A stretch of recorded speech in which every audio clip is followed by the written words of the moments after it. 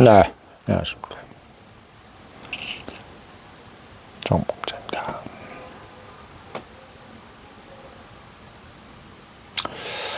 언젠가부터 세계 최강 독일 전차, 세계 최고의 자동차 기술, 독일,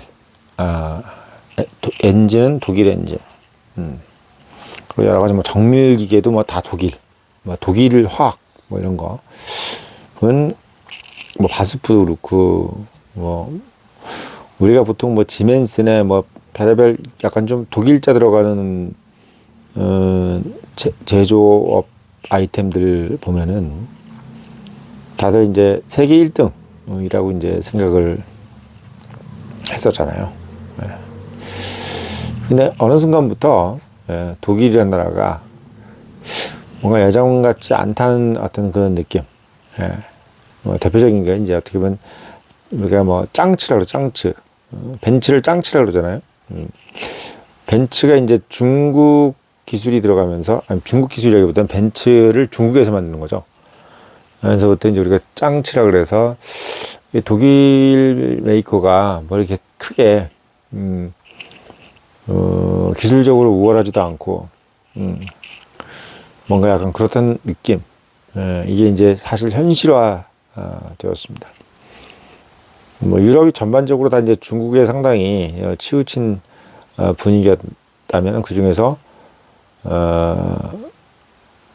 나라 전체가 약간 어떻게 보면 중국 이미지인 거는 이제 프랑스고, 원래는 사실 상당히 그 우파적인 나라였죠, 독일이. 그런데 그러던 나라가 막 극우란 얘기까지 들을 정도로, 우리가 뭐 극우 민족주의, 뭐 나치, 뭐 이런 것들은 상당히 우파적이잖아요.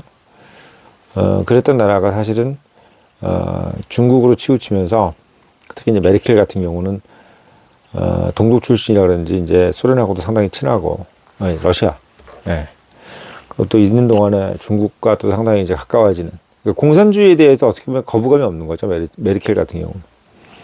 그러니까 메르켈 총리를 겪으면서 이 독일이라는 나라가 뭔가 정교한 독일, 뭐 기술 독일, 그리고 뭔가 약간 보수적인 독일 이런 개념보다는 조금 느슨한 독일, 그리고 약간 좀 관료적인 독일, 뭐 느린 독일, 약간 그런 이미지로 좀 바뀌었어요.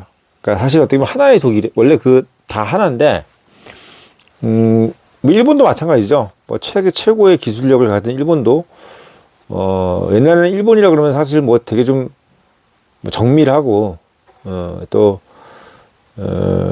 기술력도 말할 것도 없고 컴팩트하고 뭐 정확하고 그런 걸로 생각했는데, 뭐 우리가 좀 뭐 빨라져서 그런지 모르겠는데 일본도 마찬가지로 좀 이렇게 느린 일본, 아날로그, 답답한 뭐 관료주의, 행정주의 뭐 이런 개념으로 이제 얘기된 것도 일본도 마찬가지입니다. 뭐 일본은 그렇다 치고 사실 이제 독일이 뭐 일본에 비하면 독일이 어떻게 또 한 수 위라는 생각도 있었고, 뭐 자동차도 어떻게 보면 일본 차도 좋지만 뭐 차 하면 독일 아니냐, 그런 이미지였는데 지금 어느 순간부터 길거리에서 뭐 벤츠, BMW, 아우디 돌아다니면 그게 뭐 고급차라기보다는 그냥 그 일반 차, 그나마 좀 포르쉐가 그래도 좀 명맥을 유지한 그런 느낌. 예전에 미국 차라 그러면 되게 좀 없어 보이는 차였는데 지금은 테슬라라고 하면 사실 고급차 같은 느낌인 거죠. 왜 독일이 이렇게 됐을까? 단순히 기술적인 이유일까? 이런 생각해 보면은, 저는 사실 독일이란 나라가 지금 이제 뭐 엊그저께도 말씀을 드렸지만 미국하고도 되게 서걱대고, 뭐 주독 미군을 철수 한 해 만에 해서 결국 5,000명 철수하고, 원래는 9,000명이었어요. 그러니까 아직 4,000명 더 남은 거지. 그래서 25,000명 정도로 줄인다, 이런 계획이 지금 있는데, 그러니까 막 이게 원래 독일이라는 나라가 부흥하는 데 있어서 가장 큰 도움을 준 나라는 사실 미국이란 말이죠. 미국이 사실 그 독일 부흥에 큰 역할을 했었고, 또 독일이 부흥하는 데 있어서 우리가 살 때 모르는 거죠. 다 그냥 독일이 잘나가지고 스스로 뭐 예전에 뭐 히틀러 때 시절에 뭐 생체 실험이네 뭐네 해가지고 의학도 발달하고 또 전쟁을 치르면서 여러 가지 과학 기술들이 발전했을 것이다라고 그냥 기대짐작한 건데, 실제로는 그걸 상용화해서 돈을 벌어가는 과정을 가장 많이 도와준 나라가 사실은 미국이었는데, 그 미국이 독일을 어떻게 보면 독일의 어떤 좌경화, 이런 부분들을 보면서 이제 어떻게 보면 정이 떨어진 거죠. 그러면서 이제 독일이 결국은 중국한테 붙어가지고 지난 한 20년 정도를 아주 꿀을 빨았습니다. 지금 현재 그 독일이 결국은 미국한테도 버림받고, 사실 한국한테도 이제 버림받고, 그 중국은 지금 이제 올스톱이 되면서 과연 독일 경제가 이제 어디를 기반으로 과연 이제 앞질러 갈 수 있을까? 독일이라는 나라가 과연 예전에 어떤 그 위용을 찾을 수 있을까에 대해서 저도 솔직히 좀 의문스러워요. 왜 의문스럽냐? 원래 하나의 이미지가 강했던 것이 그게 없어져 버리면 존재의 가치가 상당히 좀 희석되지 않습니까? 그러니까 그게 예를 들면 뭐 되게 좀 라운드한 이미지를 갖고 있다든지, 또는 뭐 다양한 이미지를 갖고 있는 어떤 그런 나라라든지 그런 기업이면은 또 다른 변신을 할 수 있는데, 독일 같은 경우는 딱 그것만 잘하는 그런 국가 같은 이미지잖아요. 뭐 만드는 거, 제조업을 잘한다, 뭐 이런 개념인 거지. 독일이 무슨 뭐 문학도 뭐 옛날이나 문학이지, 뭐 문화예술 뭐 이런 것들이 독일이 앞섰다라는 생각을 하는 사람들은 별로 없잖아요. 그리고 뭐 예전 우리가 고전에 있었을 때야 뭐 독일이 최고죠. 뭐 괴테라든지 또는 그 수많은 클래식 작품들, 전 세계 클래식의 80%를 독일이 만들어냈고, 우리가 알고 있는 웬만한 작곡가들은 다 독일이잖아요. 그런 어떤 명성도 사실 현재에 있어서의 어떤 뭐 문화를 이끌어가는 부분에 있어서는 사실 독일이 기여한 부분이 뭐가 있는지에 대해서도 좀 까우뚱하죠. 그러니까 문화 콘텐츠에 있어서도 독일이, 물론 우리가 몰라서 그럴 수도 있겠지만 전 세계적인 그 스트림에 봤을 때 과연 독일이 뭐 한국보다도 훨씬 못한 느낌, 그리고 그런 현실, 이런 부분들, 그리고 그냥 기술력에 치우쳐 있는 국가였는데 그 기술력마저도 이제는 의심을 받고 있는 독일이 과연 어떤 걸로 어필을 해서 한국이나 이런 어떤 좀 후발 선진국이라나요? 뭐 이런 국가들의 추격 또는 이미 넘었을지도 모른다는 그런 이유, 왜 이렇게 됐을까를 생각해보면 전 이제는 단순히 이제 어떤 나 혼자만 열심히 해서 최고의 기술을 가지면 알아서 사람들이 다 내 물건을 팔아주겠지, 또 나를 찾아오겠지. 뭐 일본도 그렇잖아요. 내가 혼자 뭐 어디 구석진 데서 스시 같은 거 만들고 있으면 사람들이 맛있다 그러면 알아서 찾아온다, 이런 개념으로 일본도 뭐 장인 정신 어쩌고 해가지고 뭐 100년 장인, 1000년 장인 뭐 이러면서 그렇게 뭐 자기들 가업을 이어가면서 막 그런 거 하고 있지 않았습니까? 근데 요즘엔 그런 게 안 통하잖아요. 예, 왜? 트렌드가 그때그때마다 너무 빨리 변하다 보니까, 오랫동안 그 스시 맛을 알려고 하는 사람도 없고, 또 그 입맛이 또 다른 걸로 변하는데 사람들이 그 입맛을 유지하려고 하기보다는 좀 변화되고 싶어 하는 그 수요가 더 많다 보니까, 오랫동안 그걸 만들어 왔던 사람이라든지 또는 최고의 기술력을 갖고 있는 기업이나 국가들이 사실은 그 빛을 발하기가 어려운 거지, 지금 상황. 어떻게 보면 한국처럼 한국 국민 자체가 좀 되게 실증을 빨리 내는 민족 아닙니까? 예. 그리고 뭔가 만드는데 빨리 만들고 빨리 또 바꾸고. 그게 옛날에는 사실 일본 사람들이라든지 독일 사람들 같은 경우가 한국은 근성이 부족하다, 또 한국은 집중력이 부족하다, 이런 얘기를 많이 했는데, 실질적으로 한국같이 뭔가를 빨리 만들고 또 빨리 변화시켜서 적응하는 그런 어떤 나라는 이 시대에 오히려 빨리 적응하고, 그렇지 않고 자꾸 이제 일본이나 독일처럼, 특히 독일같이 뭐 하나에 집중해서 계속 그것을 정교하게 만들려고 했던 나라들은 뭔가 약간 뒤처지는 느낌. 대표적인 게 이제 2차 세계대전 말에 엄청나게 그 기술 격차가 많이 나는 뭐 티거 탱크 같은 경우나 펜저 이런 것들을 가지고 있음에도 불구하고 독일은 빨리 만들지 못하고 정교하게 좋은 전차를 만들어내는 그런 문화였고, 러시아 같은 경우는 좀 값싸고 고장도 잘 나지만 일단 완성체를 빨리 만들고 대량 생산하는 그런 시스템이었는데, 결국은 물량이 러시아가 압도적으로 많다 보니까 독일이 결국은 2차 세계대전에서도 졌잖아요. 예. 근데 그 이후에 또 계속 보면은 결국은 이제 지금 2021년까지 이제 2026년이구나. 21세기. 지금까지 왔을 때 봤을 때 한국이라는 나라가 아주 뭐 지극한 기술의 발전으로 인해서 오늘날에 이르렀다기보다는 그 기술이 지금 추세에 맞고 트렌드에 맞는지를 정확히 파악해서 빠르게 쉬프트하는 그 능력, 그리고 세상의 흐름을 빨리 파악하는 그 능력이 앞서 나가는 이런 한국 같은 나라나 미국 같은 이런 나라들이 오히려 좀 더 어떻게 보면 시대의 흐름에 좀 빨리 적응하고 또 빨리 어떻게 발전하고, 그렇지 않은 뭐 영국이니 뭐 전통이니 어쩌니 뭐 독일 뭐 기술 뭐 일본의 어떤 뭐 그런 어떤 장인 정신 이런 것이 과연 앞으로의 시대에 과연 그게 국가 발전에 도움이 될 것이냐에 대해서 상당히 어떻게 저는 보면 좀 부정적인 생각이 들어요. 가장 큰 이유가 결국은 이 디지털의 발달인 거죠. 예. 이 디지털이라는 것이 발달하고 AI가 발달하면서, 그리고 나중에 이제 로봇까지도 발달하면서 가장 이제 어떻게 보면 인간이 해야 될 것들과 가장 그러니까 인간이 차별화된 능력 중에서 가장 도드라진 부분이 뭐냐면 결국 인간의 감성이거든. 그리고 또 뭐냐면 인투이션, 그리고 또는 뭐냐면 그 우리가 직관이라고 그러죠. 직관. 그러니까 인사이트.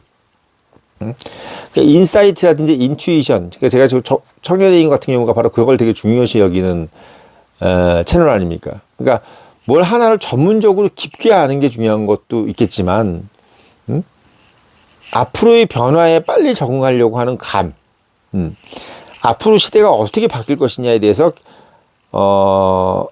시대의 변화보단 빨리 갈 수 없겠지만 시대의 변화에 맞춰 갈 수 있는 정도의 능력만 가져도 사실은 부자가 되기가 그렇게 어렵지 않은 시대가 지금 시대인데, 어떻게 보면 예전에 우리가 옳다고 생각했던 것들을 계속 어떻게 보면 그걸 고수해 갖고 있는 조직이 과연 앞으로의 시대에 성공할 수가 있겠느냐에 대해서 저는 솔직히 약간 좀 회의적인 시각이 들고, 그거를 대표적으로 보여주고 있는 국가가 바로 독일, 그리고 어떻게 보면 뭐 영국, 뭐 일본도 마찬가지겠지만 저는 오늘 좀 독일을 얘기하고 싶은 거죠. 일본 같은 경우는 어떻게 보면은 납작 엎드리는 맛도 있잖아. 예를 들면 미국 같은데 강자에 대해서 납작 엎드리는 맛. 그러니까 장인 정신으로 전통을 중요시 여기고 아날로그를 중요시 여기는 부분은 있지만 기본적으로 강자에게는 빨리 엎드려서 강자에 의해서 변화되는 것에 대해서는 쉽게 변화하는.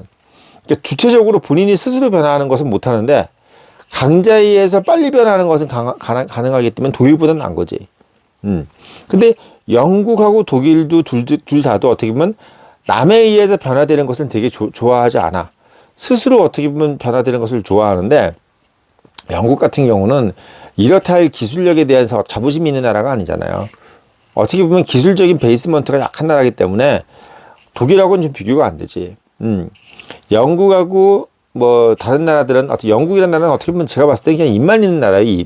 입 가지고 그냥 다 하는 거고, 뭐 큰 어떤 베이스가 있는 나라는 아닌데, 그냥 역사적 전통과 이미지만 상징만 가지고 있는 나라죠. 근데 독일 같은 나라가 사실 어떻게 보면 영국보다 훨씬 더 생산 능력도 강하고, 또 어떻게 보면 본인들이 갖고 있는 어떤 그 생산적인 유산도 훨씬 더 강함에도 불구하고, 지금과 예전 같은 시대에는 그래도 나름대로 명함도 내밀고 막대한 경제적인 이익, 그 부도 창출하고 이랬던 나라인데, 지금은 사실 뭔가 약간 불안해 보이고 시대에 뒤떨어져 보이고, 거기에 따라서 계속 어떻게 말하면 적자가 나 보인다기 적자가 나는, 심지어는 뭐 세계 최고의 자동차가 벤츠 아니겠습니까? 근데 약간 그런 부분들도 예전에 어떤 그런 아주 탑티어라는 어떤 그런 이미지가 지금 퇴색돼 있단 말이죠. 이 벤츠가 퇴색됐다는 것은 독일이 퇴색됐다는 거랑 똑같아요. 우리가 이제 독일 기술이라고 하면 뭐 배터리도 그렇고 화학도 그렇고 뭐 모든 것이 다 독일이 알 것 같지만, 실제로 보면 2차 전지 같은 경우도 독일이 뭐 앞서 나가는 것도 별로 없고, 자동차도 사실 뭐 그냥 그래. 전기차도 마찬가지고, 뭐 그렇다고 배를 잘 만드냐? 그것도 아니고, 뭐 우주 항공이 또 나냐? 그것도 아니고, 어떻게 보면 본인들이 만들고 싶은 걸 만드는 나라가 독일이야. 그러니까 일본하고 독일이 비슷한 부분은 자기들이 만들고 싶은 걸 만드는데, 일본은 아까도 말씀드렸지만 대세인 미국이 바꾸면 좀 바꾸려고 하는 나라. 근데 독일은 미국이 뭐 바꾸든지 말든지, 니네들이 뭘 하든지 말든지 우리는 우리의 갈 길로 간다. 이게 이제 어떻게 보면 독일의 같은 마인드라는 거지. 근데 저는 제가 생각할 때 이 지정학적인 위치로 봤을 때 과연 응? 일본은 괜찮아. 지정학적 위치가 좋잖아요. 근데 독일은 지정학적 위치가 좋지가 않아.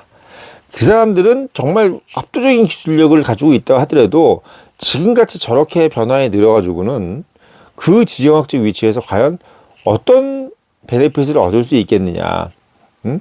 한국 같은 경우는 미국의 입장에서 봤을 때 상당히 중요한 포지션을 갖고 있고 지정학적으로 되게 상당히 어떤 본인들 그러니까 미국 입장에서 되게 좀 놓치기 아까운 나라잖아요.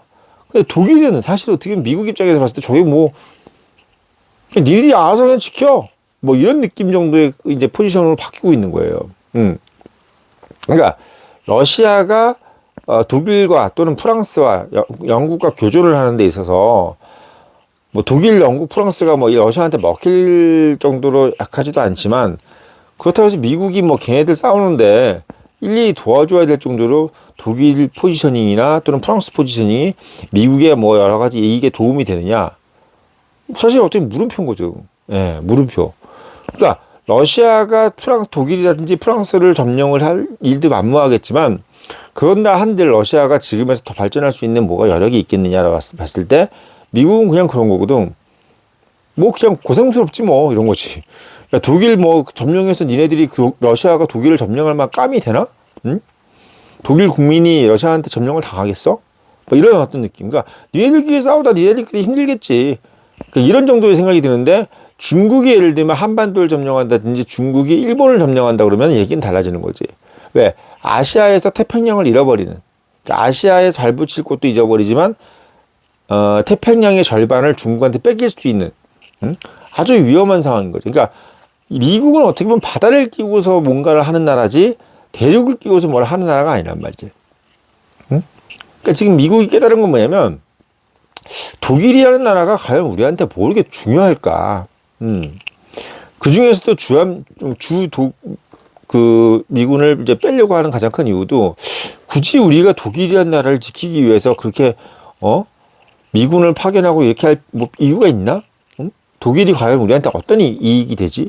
라고 봤을 때 그나마 독일이 중국하고도 안 친하고 중국 뭐 저기에서 짱친이 뭐니 해서 중국하고도 좀 담을 쌓고 이랬으면 나름대로 유럽에서 그래도 중국 애들의 어떤 그 자본이라든지 중국의 어떤 침탈을 좀 막아주는 나라가 그래도 독일이구나 이랬으면은 사실 미국이 독일에 대해서 약간 좀 뭐 공감을 하면서 독일이 그래도 그나마 우리의 입장을 좀 하는구나. 그래서 유럽 내에서 약간 독일이 교두보적인 역할을 좀 기대하면서 상당한 지원 그리고 그 포지션을 좀 이렇게 약간 라이트업 시키는 약간 좀 띄워주는 그런 어떤 행보를 취했을 텐데 지금 보면은 사실 지난 20-30년 동안 독일은 그냥 미국을 버리고 중국에 올인하면서 중국하고 같이 성공하는 그런 이미지로 그냥 부각되고 마치 메르켈 때처럼 러시아나 중국 이런 나라 구공산권 국가들이나 지금 공산주의 국가들과 되게 친하게 지내고 뭔가 자본주의를 신봉하는 미국하고는 그냥 약간 떨떠름한 관계 이런 관계가 돼버리니까 미국 입장에서는 그냥 독일이 경제적으로도 별로 이렇게 같이 뭐 할 만한 게 별로 없고 군사 안보적으로나 뭐 이런 외교적으로도 봤을 때 독일하고 우리랑 뭐 같이 할 일이 뭐가 있을까? 이런 생각밖에 안 드는 거예요. 일본은 자기들이 그런 버림을 받기 싫으니까 계속 붙어가지고 미국한테 뭔가 알랑방구를 끼는데 미국 입장에서는 사실 일본보다는 한국이 더 지금 오히려 좀 더 급하지. 왜? 당장 붙어 있잖아요, 대륙에. 당장 붙어 있잖아. 그러니까 어떻게 보면은 일본은 눈치가 빨라가지고 어쨌든 간에 독일 같은 행동을 안 취하지만 독일 같은 나라는 웃기는 게 자기들이 사실 그 지정학적 위치에서 얻을 수 있는 게 별로 없어요. 얻을 수 있는 게 독일이라는 나라가 재밌는 게 나폴레옹 전쟁 이전까지만 해도 솔직히 해서 별 볼 일 없는 나라였단 말이야. 독일이 별 볼 일 없는 나라인지 모르셨죠? 비스마르크 이전에는요 별 볼 일 없는 나라야. 그냥 아무것도 아닌 나라야. 독일 통일이 되기 전까지는 그냥 여러 나라 아주 미세한 나라로 쪼개져 있는 그냥 열등한 민족이란 말이야. 물론 그게 뭐 신성 로마 제국이니 뭐니 해가지고 이제 자기들끼리는 그렇게 뭐 신성도 아니고 로마도 아니고 제국도 아닌데 그렇게 모여 있다 해서 신성 로마 제국을 제가 많이 본부장이 시대를 말한다 해서 좀 비아냥거렸지 않습니까? 그 이유도 뭐냐면 독일이 그만큼 사실은 유명해지고 뜬 게 비스마르크 이유란 말이지.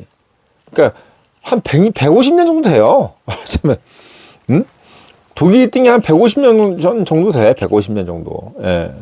그 전에는 그렇게 뭐 이렇다 할 기가 없어. 그런 상태예요. 예. 그러니까 지금부터 100년 전이라 그러면 1926년이잖아요. 응? 1926년에 독일이라 그러면 그냥 뭐 그런 나라야. 그냥 신생공업국. 응? 영국을 따른 신생공업국 정도. 거기서 50년 정도 뒤면은 그냥 뭐 이제 좀 뜨는 나라. 거기서 100년 뒤로는 독일은 그냥 원래 없는 나라예요. 30년 전쟁을 하면서 독일이 완전히 황무지가 됐거든요. 그 이후부터 독일은 그냥 족적도 없는 나라라고. 그런 나라가 오늘 같은 이런 어떤 경제 대국이 되고 공업화가 될 수 있었던 가장 큰 이유는 미국의 도움이야. 예. 물론 이제 그 전에 군국주의가 들어와 가지고 군수 산업을 중심으로 해 가지고 경제를 돌렸지만 그 경제를 상업화 시켜가지고 전 세계를 뿌려 가지고 제조업을 국제화의 개념으로 전 세계의 소비자에게 공급하면서 돈을 벌었던 그런 개념은 미국 때문에 가능했던 거라고요. 예. 미국이 띄워준 거야. 독일 기술, 뭐 독일 화학, 독일 자동차, 뭐 독일 전차니 뭐니 다 미국이 띄워준 거라고. 예. 왜? 대영 제국이 무너지고 미국으로 패권이 온 지가 얼마 안 됐잖아요. 그러니까 미국 입장에서는 영국이 혹시나 다시 또 부흥할 수도 있고 또 프랑스가 다시 주권을 찾으면서 예전에 프랑스의 영광이는 뭐네 하면서 뭐 나폴레옹이는 뭐네 그런 소리 하면서 또 유럽에서 프랑스가 맹주가 되는 꼬라지도 보기 싫은 거예요. 그리고 또 프랑스 하는 짓거리 보면은 미국 입장에서는 걔네들이 마음에 들지 않고 그러면서 독일이 좀 겸손하잖아요. 그러니까 독일이 겸손한 맛이 있었어요. 옛날에는 뭔가 약간 뭐 라인강의 기적이라 해가지고 뭐 4명이 모여서 막 성냥불 켜고 막 그랬대잖아요. 옛날 기억나시지 그 얘기. 우리도 어렸을 때 많이 들었잖아. 그러니까 그런 식으로 뭔가 겸손하다, 험불한 민족. 여기서 험불이라는 것은 겸손하다는 뜻하는 거예요. 그러니까 이 겸손한 민족이 원래 독일이었고 약간 좀 나대는 거, 영국 좀 약간 자부심이 뭐냐면 나대는 거, 그리고 프랑스는 약간 좀 까부는 거, 까불까불대고, 뭐 최고도 아닌데 최고라고 그러고 막 콧대만 높아가지고 그런 애들. 그러니까 그런 애들 미국 애들이 보다가 크리스탄들이 보다가 영국하고 프랑스는 좀 아닌 것 같아. 너무 좀 재수가 없는 것 같아. 독일 애들이 겸손하니까 일본하고 독일이 겸손하니까 무한대로 밀어준 거야. 근데 그 중에서 일본은 그래도 지정학적으로 중국을 견제해야 되기 때문에 아직도 필요가 한데 독일은 필요가 없는 거예요. 네. 그 지금 제가 어젯밤에도 말씀드렸지만 과연 독일이라는 나라가 계속 미국한테 어떤 낙점을 받아서 지원을 받을 수 있는 지금 어떤 그런 행동을 했느냐? 안 했어. 그리고 오히려 지금 막 독일 총리가 무슨 뭐 미군 뺀다 그러는데 막 그냥 가오시 잡고 뭐 빼려면 빼라는 등 이런 식으로 하니까 트럼프가 진짜 빼버린다 했잖아요. 그러니까 이런 모습에서 봤을 때 저는 뭘 느끼냐면 과연 독일이 향후 20-30년 안에 과연 더 발전할 것이냐? 전 그렇지 않다고 봅니다. 왜? 독일을 발전시켜준 나라는 미국인데 미국이 독일에 대해서 별로 흥미가 없어. 그럼 독일한테 흥미가 있을 나라가 앞으로 누가 있을까요? 중국이 흥미가 있을까요? 독일한테? 러시아가 독일한테 흥미가 있을까? 독일은 예전부터 그 나라 땅에 대해서 흥미를 갖고 있는 나라가 없었어요. 독일 국가 자체가 그 나라 지역에 대해서 흥미를 갖지 않아. 왜? 그 지정학적으로 거기가 별로 그렇게 뭐 필요한 나라가 없어. 뭐 따뜻하지도 않고 농업이 잘 되는 것도 아니고.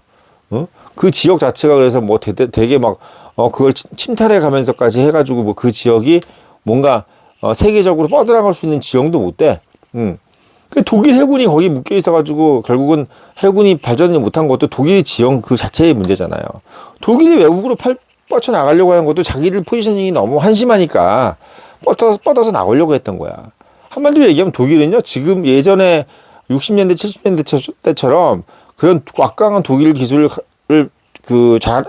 위용을 기술이 필요한 그런 시대가 오지 않는 이상은 독일은 지금 같은 마인드로는 제가 봤을 때 앞으로 어떤 그 미국이 주도하는 새 질서에 따라가기는 힘들 것이다. 같은 동반자가 되기 힘들 것이다. 특히 요번에 어떤 그 모습이 제가 봤을 때는 아주 치명적인 실수였다. 미국을 상대로 했을 때 거만함, 이게 치명적인 실수라고 저는 생각해요. 저는 미국이 늘 말씀드리는 B형의 나라잖아요. B형들은 한 번 딱 찍히면 끝이에요.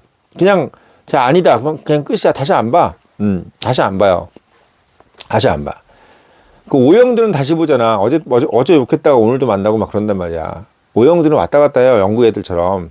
영국이 O형의 나라예요. 그러니까 어제 좀 삐졌다. 그걸 이제 좋게 얘기하면 라운드 한 거고 뭐 소위 얘기해서 유연한 건데 안 좋게 얘기하면 왔다 갔다 하는 거라고. 그 O형들 이거 보시고 계시면 뭐 공감하시면 말씀해 주십시오. 그러니까 여기서 나쁘고 좋은 게 없어요. 혈액형은. 다만 그 성향만 있는 것 뿐이야. 그러니까 O형들은 특별히 막 누굴 왼수지지도 안 해. 누구하고 특별히 척지지도 않고. 그게 O형이란 말이지. 그러니까 어떻게 보면 이 B형인 나라인 미국 입장에서 봤을 때는 저기 독일 A형 같은 나라들이 저렇게 막 거만은 떨고 있고 행정 뭐 저러고 있잖아. 바로 그냥 끝이에요. 너 그냥 아웃이다 넌. 이거야. 일본처럼 아주 그냥 스미마생 하는 A형이면 봐주는데 독일처럼 뭐 거만하게 이렇게 있잖아요. 바로 끝이야. 독일 제가 봤을 때 20, 30년 안에 마탱이 간다는 것에 제가 제 자존심을 걸어야 되나? 뭘 걸어야 되나? 뭐 재산은 별로 없으니까. 예. 자존심을 걸어야 되나? 뭐 저의 명망을 걸어야 되나 모르겠는데 저는 제 인사이트에 봤을 때 여러 선진국 중에서 물론 영국도 맛이 같고 이탈리아도 맛이 같지만 이탈리아는 지정학적으로 나쁘지 않아요. 영국도 아직은 괜찮지. 독일은 지정학적으로 최악이야. 근데 그 최악인 나라가 미국한테 저렇게 행동한다? 전 독일이 향후에 상당히 안 좋아질 나라라고 1순위다. 이렇게 말씀드리려고 오늘 영상 올렸고 늘 말씀드리지만 그런 우를 범하지 않으려면 항상 미국한테 겸손해야 된다. 독일같이 그런 화를 범하지 않으려면 겸손해야 된다. 이 말씀 드리고 싶고 이런 인사이트를 가지려면 본부장이 말한다를 꼭 읽어보시고 청년의 유료 구독도 당부드리면서 영상 마치겠습니다.